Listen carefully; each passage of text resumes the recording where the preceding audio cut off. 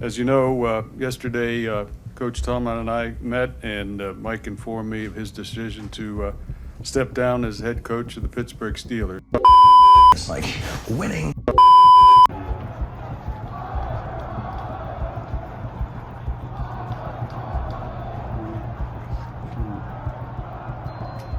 It is if my aunt had male parts, she'd be my uncle.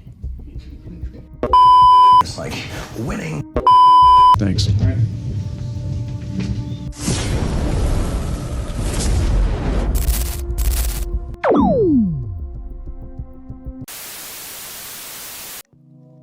I want you to think about the number 19, and for many people say 19 is a small number, 19 cents, $19, but I want to talk about years because that's what Mike Tomlin has done in terms of providing stellar service for Pittsburgh. And I want you to think about if you had a job and if you stayed at a job in today's economy, in today's landscape for 19 years, that'd be a hell of an accomplishment because most people don't stay. Some people don't even stay 5 years to get vested. You just sort of move around. But in the midst of instability on other fronts, Mike Tomlin has been the pillar of consistency. And I want you to think about in 2007, Mike Tomlin was hired, a surprise hire. Now, the first iPhone was just released. There was no IG as in Instagram. And Mike Tomlin served under John Gruden's coaching staff for the 2002 world champion Tampa Bay Bucks that trounced the Raiders in Super Bowl 37. And so I'm certain it was exhilarating for him to win a championship. If anybody's on any staff or team, you get a Super Bowl ring. So that is a major accomplishment. That's a career goal to get to the summit of your profession. But to do it at the ranks of a head coach is probably just phenomenal. I probably can't even think of a word to say, right? But it's the ultimate accomplishment for anyone. And that's what Mike Tomlin's done. Mike Tomlin has taken Pittsburgh to 2 Super Bowls. He split 1-1, but I want you to think about how difficult it is to win in the league, how difficult it is to win your division, to go through the playoffs, to get to a conference championship game, because many people they discard the conference championship game as being legitimate.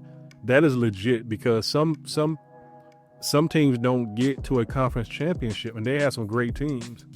Think about the Oilers of the 90s. They never made a conference championship, let alone a Super Bowl. And this man has coached his team to 2 Super Bowls, and he has a world championship. And that team was under his identity. It wasn't Cowher, but Bill Cowher, who I also respect as a coach, and is equally a great coach as well. And so Mike Tomlin has outlasted it all. He's outlasted trends, rebuilds, hot seat culture, constant rumors year in and year out. And so he stepped down under his own accord. That's something that's awesome. That's great. That's Jordan-like, where you can go to the top of your profession and you can retire. Now, I'm not going to sit here and say act as if Tomlin went out on top. No, he didn't. He crashed and burned in the playoffs. But it's much better than going 4-13 or 2-14 or what. It's way better than not making the playoffs. And I want you to think about this just how significant Mike's appearance or Mike's presence was on the sideline, because it's going to reverberate. For the next coach that comes in, he is going to have some big shoes to fill. Mike Tomlin was the successor to Bill Cowher. Bill Cowher was the successor to Chuck Noll. Those are all Super Bowl winning coaches, folks.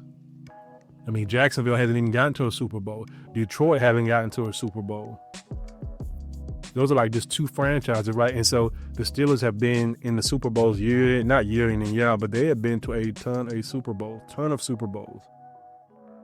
So that's something that just needs to be stated, or because I think Mike Tomlin still sort of understated, and I think that when you win over 200 games, including the playoffs, when you have a winning percentage of over 60%,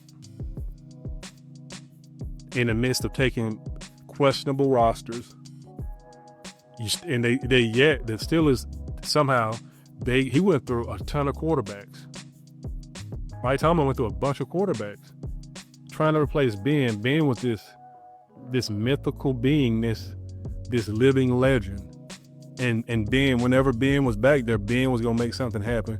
And Pittsburgh was always in the thick of things. They were always there. And so when Ben finally retired simply because his body gave out, I believe he would probably still be doing what Aaron Rodgers was, but probably would be, I think he'd be better. But essentially when Ben retired, Pittsburgh has been looking for a quarterback, and they still haven't found that quarterback. And now, guess what? Pittsburgh guys, you guys have complained and talked about getting rid of Tomlin, telling the Roonies that he needed to be fired. And you saw at the beginning of the video, in the hook that I put in the video, they were talking about fire Tomlin. That's what they were chanting. If you couldn't hear it over the music, they wanted this guy's head on a silver platter. But now you're gonna really see, because it's gonna reverberate. They haven't found a quarterback because since Ben, they haven't. And now you may have a heck of a time finding a coach that's going to be able to come in and put his imprint on the team and have immediate success, or have any success, because 19 years is a long time in the NFL. That does not happen overnight. That does not happen. It don't happen overnight. It just doesn't. And so Mike Tomlin always at or above 500, always in the playoffs, even if they limped into the playoffs.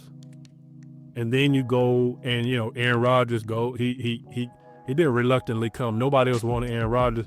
Aaron Rodgers comes to Pittsburgh. He's welcomed with open arms. Tomlin, grabs him, gets a hold of him. And they're two mythical figures. I think they are. They both have championships. Rodgers actually beat Tomlin's Steelers, of course.